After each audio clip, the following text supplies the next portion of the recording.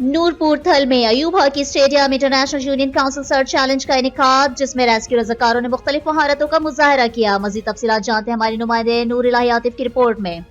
In charge district rescue office Khushab Malik Mohammad Shakeel की जेर निगरानी अयूब हॉकी स्टेडियम में सालाना inter union council search challenge का इनेकाद किया गया। सर्च चैलेंज में तहसील खुशाब की तरबियत याफ्ता मेंबरान की टीमों ने भरपूर शिरकत की।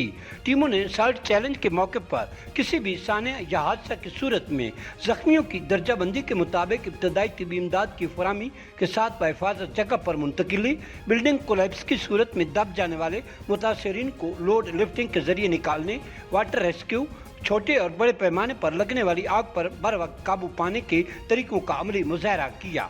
इस मौके पर incharge district rescue office Khushab का कहना था कि रेस्क्यू रजाकार हमारा कीमती एहसास हैं। महफूज मुआशरे के क़याम में सर्च टीम रजाकारों का कलीदी किरदार है।